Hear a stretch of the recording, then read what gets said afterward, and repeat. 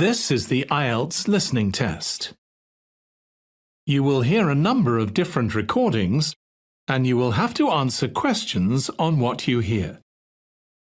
There will be time for you to read the instructions and questions, and you will have a chance to check your work. All the recordings will be played once only. The test is in 4 parts. At the end of the test, you will be given 10 minutes to transfer your answers to the answer sheet. Now turn to Part 1.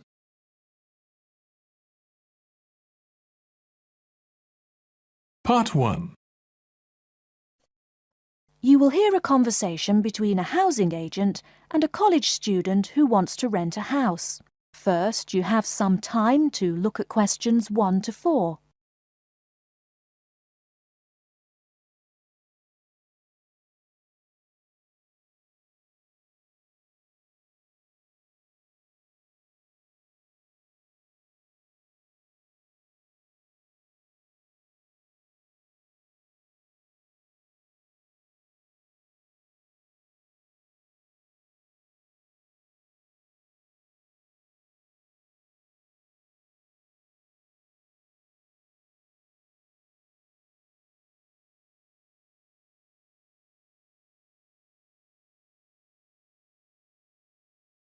Now we shall begin. You should answer the questions as you listen, because you will not hear the recording a second time. Listen carefully and answer questions 1 to 4. Good afternoon and welcome to Habitat Hunters. You must be Joseph. Yes, that's right. You said on the phone that I could come by at 2 o'clock. Sorry, I'm a little early. No problem at all. In Calgary's market, you have to move fast if you want a good apartment. Actually, I'd settle for almost anything. I've been here 10 days and the hotel is ruining me. My father has me on a strict budget. Sit right down here now, sir. Let's talk a little about the places before we go have a look. Now, we have 4 apartments available. Okay. Could you tell me more about those 4 apartments? Sure. The first one is on Beetle Road, just a block off campus. It's a 3-bedroom with a bathroom and a living room and a great Italian restaurant right next to it. How much? Well, it's $435 a month, including internet and utilities. Okay, that sounds reasonable. Any drawbacks to the house? There's a really big garden, but it hasn't been taken care of over the years and is just too big to clean up nicely. That sounds okay. Tell me about the next option. The other 3-bedroom apartment is on Oakington Avenue on campus. It is right near the building where you have classes, and the kitchen and living room are newly furnished. Wow, that sounds like a pretty good option. Well, it is a cool apartment, but since it's a dormitory, the living room, bathroom, kitchen and washing machine are all shared. It would be nice not to have to buy living room furniture, though. And how much is this one? $400 per month for a bedroom with an air conditioner. For a bedroom without an air conditioner, you would pay less, $340 for it. Yikes. Even with the air conditioner, it sounds really inconvenient to have to share facilities. I'll never cook if I have to walk down the hall to use the kitchen. Yeah, that's true. Before you hear the rest of the conversation, you have some time to look at questions 5 to 10.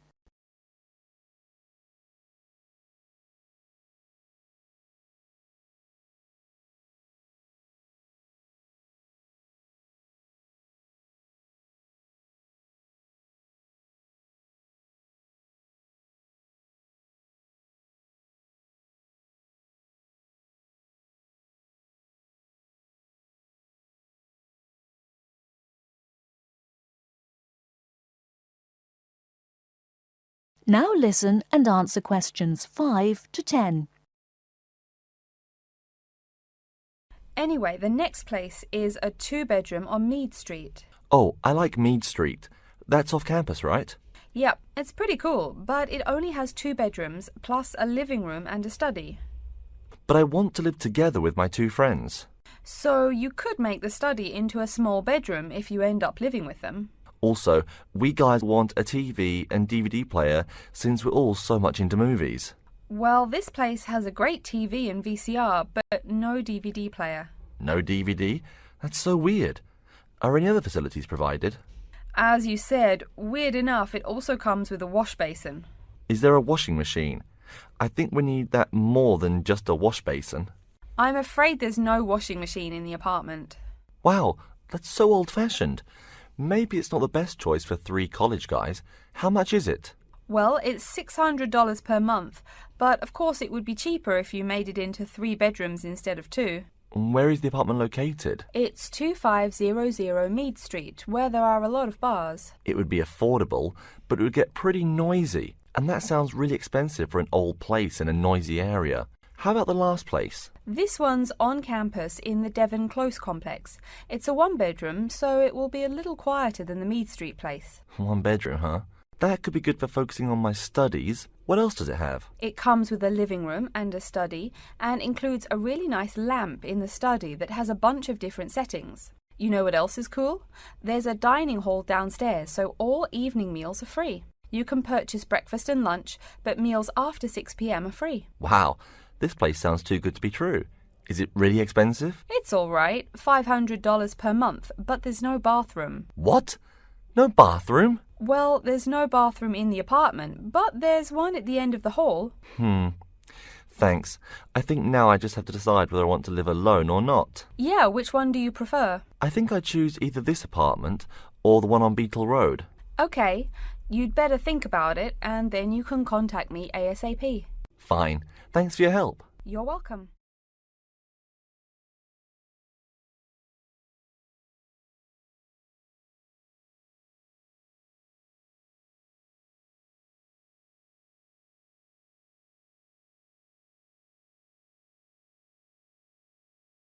That is the end of part 1. You now have 1 minute to check your answers to part 1.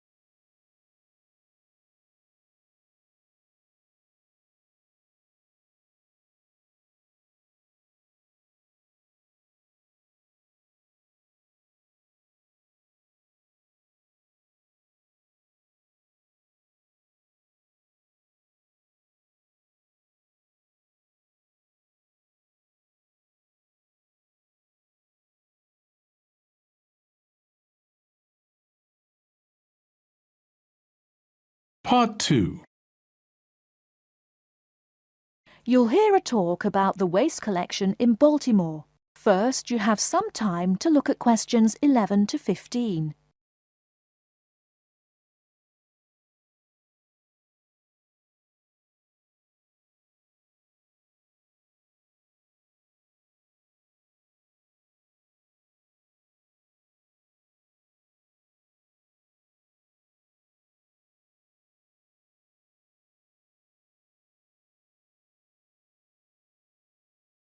Now, listen carefully and answer questions 11 to 15. Hi folks, my name is Loretta Johnston and I'm here from the Baltimore Department of Public Waste. Thank you for coming out to our community meeting tonight. I've got a few words to say about the waste collection here in Baltimore. First, there's the sorted collection bins themselves. They're made of sturdy, solid material, so none of your trash can seep out or puncture the bin. Also, since these things sit out on the curb overnight, rain or shine, they have to be waterproof. We can't have water getting up in it and filling up the bin. Remember to pay attention to which bin is which and sort your waste accordingly. You should have a blue or green bin for recyclable garbage, a yellow bin for unrecyclable garbage, and a red bin for toxic waste. Our city-wide waste management is divided into 2 services. The first is commercial waste collection, or trash collection from buildings. The majority of building waste is paper, which goes in the blue or green bins. You'll notice in your office buildings there are signs that warn you not to overfill these bins. All that paper adds up, and an overflowing bin is infinitely harder for collectors to carry to the truck and empty. Aside from paper, another large source of building waste is metals. Metals such as tin and aluminium can be put in the yellow recycle bins, but metals like lead and copper should be disposed of in the red bins. These heavy metals are harmful to the environment and exacerbate our city's existing pollution problem. That's about all the information you need for building waste. Moving on to the second service, household waste collection is probably what you primarily think of when you think of what we do here. Many of the same guidelines apply, the sorting is the same, etc. Please remember to keep garbage like kitchen waste in a plastic bag. It makes collection easier and lessens the abominable rotten trash smell. Before you hear the rest of the talk, you have some time to look at questions 16 to 20.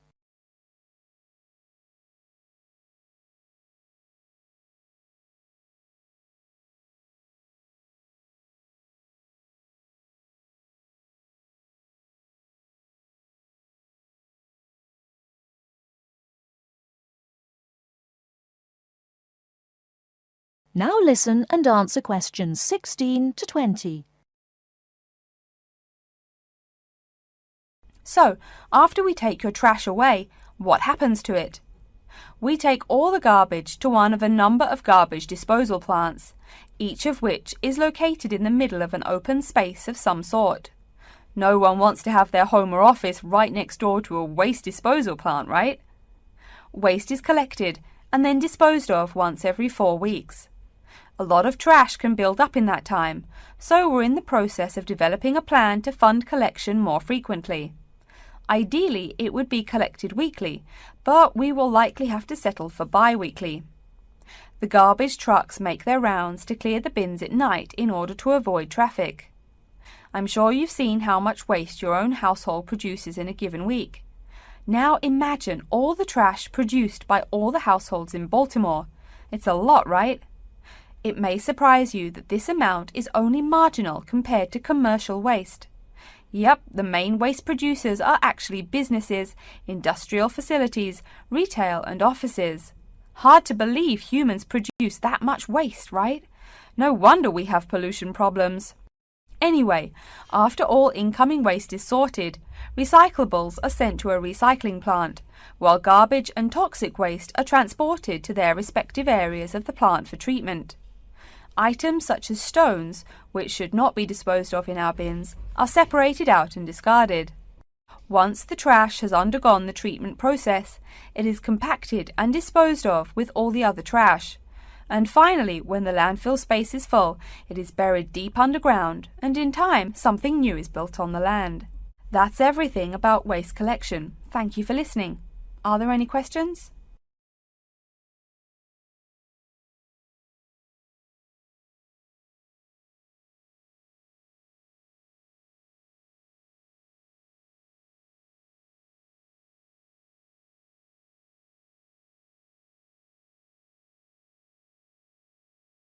That is the end of part 2. You now have 30 seconds to check your answers to part 2.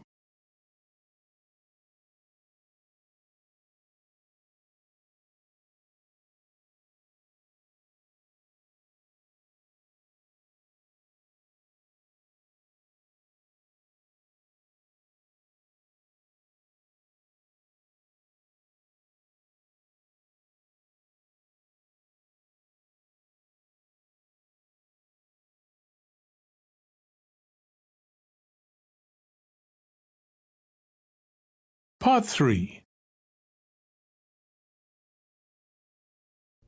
You will hear a student called Julie talking to her classmate named Ricky about a new essay that Professor Johnson assigned. First, you have some time to look at questions 21 to 24.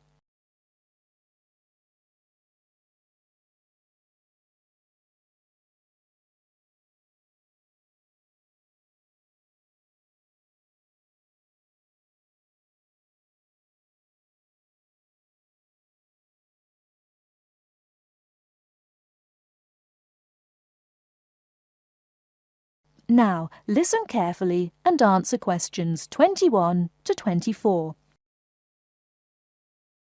Hi, Julie, it's Ricky. Hi, Ricky. How are you?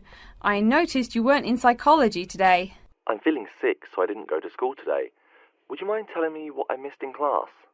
Sure thing. I'm sorry you're not feeling well. Anyway, we spent most of the class talking about a new essay that Professor Johnson assigned. You need to choose one of the bold headings from the note system and research it. Wow, I picked the wrong day to miss class, huh? You sure did. Could you tell me the specific requirements of this paper? Sure. You need to find scientific research that supports your claim as one of your references. It can be from some of the case studies we discussed in class, or you can find your own. Or even better, you can conduct your own research. I'm sure that would get you an A. Have you decided what you're going to do yet? Also, where are you getting your references? Yeah, I'm going to research facial recognition by infants. I've already found a few experiments in scientific journals. That would probably be a good start for you. There are tons of journals in the library. Great idea, thanks. I'm considering writing my essay on the effects of one of the psychotropic drugs we talked about in class. I'm sure there is lots of stuff about it on the internet. Are we allowed to use information from the internet? Sure, you can use that as long as it's not your main source for information. You'll probably want to cite some of the experiments we went over. Good idea, thanks. I'm going to try to find some information from a bunch of different sources. Before you hear the rest of the talk, you have some time to look at questions 25 to 30.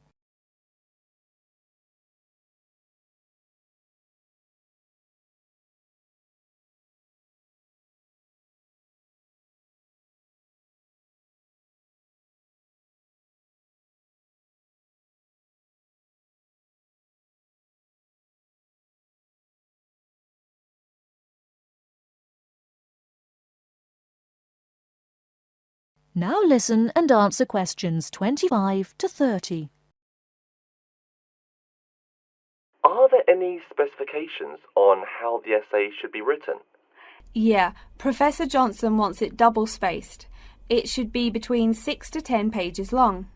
6 to 10 pages? That's so much. Oh, it's going to take forever.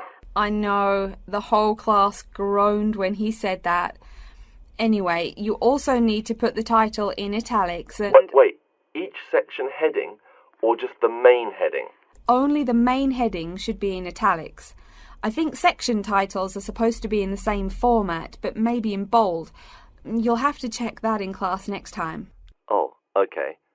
So I take it that the report has to be typed, since there are so many requirements. What are the other formatting requirements? Yep, it's got to be typed.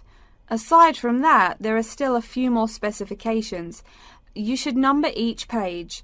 Make sure it goes up in the top right corner. Okay, I'll make sure to write that down. I always forget to number the pages. Do we need to title and date each page too? You need the shortened title on every page, but no need to include the date. That should just be on the cover page. Okay, thanks. No problem. Also, make sure the margins are 3.25 pixels wide. What? I'm not even sure how to do that. Oh, it's okay, I can show you. It's really easy. I think that's all the directions he gave us. A lot of formatting requirements, but we have the freedom to research many things that we like, so that's good. Oh, I almost forgot. Remember to put down your ID number on your report. Thanks so much for your help. I'll see you in class Monday. No problem. Glad I could help. See you later.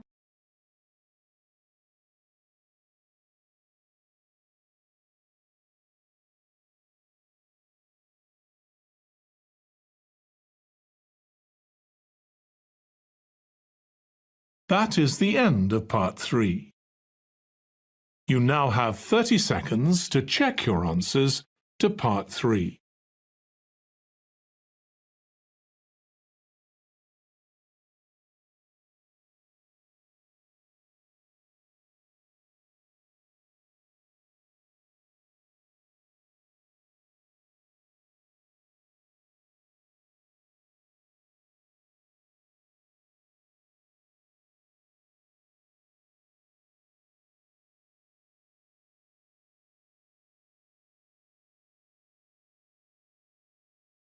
Part 4.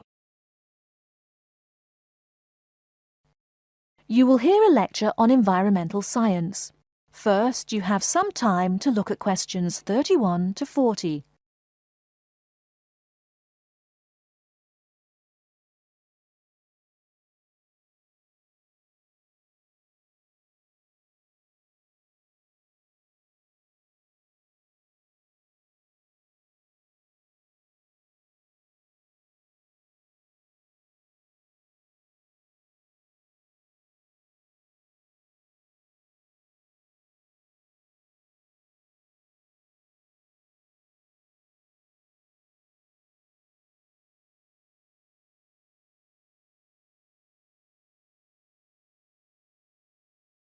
Now, listen carefully and answer questions 31 to 40. Good morning and welcome to yet another lecture in environmental science. I don't think I'm telling you a secret when I mention that water is a big worry here in Australia. The stuff is scarce. Perhaps that's why we drink so much beer, eh? Seriously though, a safe and reliable source of water is one of the great concerns of people everywhere. Moreover, as the world population grows, the pressure on existing water supplies grows greater and greater. Think about it. Our economic system demands that there be more and more consumers. The growing number of people has been tied to climate change, including droughts. So more people means less water. But our economic system demands a high birth rate. Forget about oil. Soon enough you will see wars for water. Mark my words. But today I'm going to confine my remarks to Australia. As noted already, here down under the water supply is extremely scarce. The only drier continent is Antarctica, and remember no one really lives there anyway. Moreover, in recent years, the wind patterns have changed. Rain that used to fall on the country now falls out to sea hundreds of miles to the south. Now, when I speak of people needing water, most of you probably think of drinking. Certainly everyone needs water for drinking, but surprising as it may sound, drinking is not anywhere near being the main use for water. Most water is actually used for washing. When you take a shower, you probably use well over 100 litres of water. Every time you flush your toilet, that's about 8 litres, but most people drink no more than 2 litres or so per day. So, where to get water? It could be obtained from rainwater. But often rainfall consists of other harmful pollutants that evaporated with the water.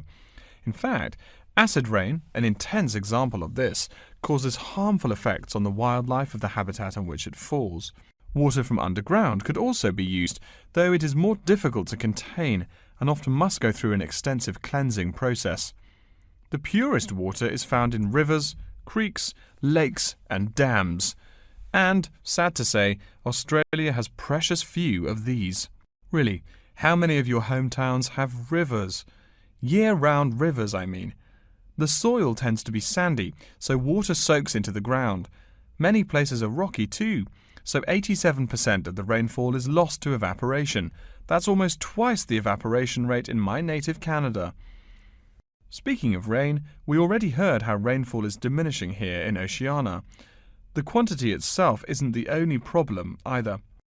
Going back to the problems with obtaining rainwater, a further problem is that rain is a useful source of water only if air pollution is fairly mild. Again, you're in a situation where you can't win. You need water where most people live. People tend to build cities where rainfall is adequate, but then modern cities tend to feature polluted air, which renders the rain far less easily usable. Okay, let's take a look at the table here. You'll see it showing the relative pollution of rainfall in the world's cities. The more people, the dirtier the rain. This is becoming a huge concern for people in the West who want their water to be pure and safe.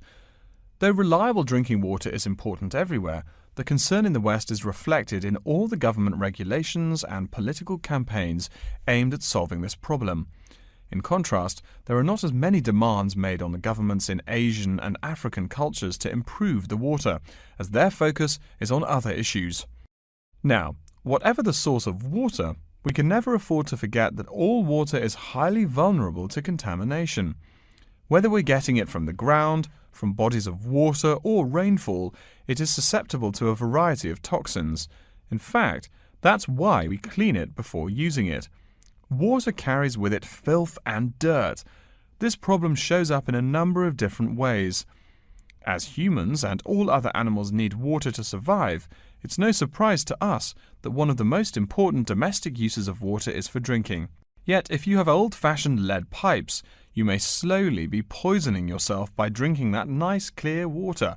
The industrial pollution, farm chemicals, and leaky landfills are well-known sources of contaminants as well. So what is being done to ensure we Australians a safe and steady supply of drinking water? There are a lot of initiatives that make admirable efforts to remedy this issue. We'll be talking about this when we meet again on Thursday, but as a preview, I can tell you that so far the amount of real solutions that have been produced is not nearly adequate. Traditionally, we've been very free in this country. That means that every person and every province tend to go its own way. So the mechanisms for water management are, in a word, insufficient. To begin seeing how this is so, I want you to read something before our next class. Though a lot of previous data on water usage and water management are inconclusive and have thus caused quite a concern, we can learn a lot from the contents of reports written on the subject. The basis for the government's water policy is the 1989 White Paper reporting on water use, present and future. If you compare the numbers offered in the paper with those in the text, you'll find that the report is rather untrustworthy. Truth being told, I'm being too kind when I say that.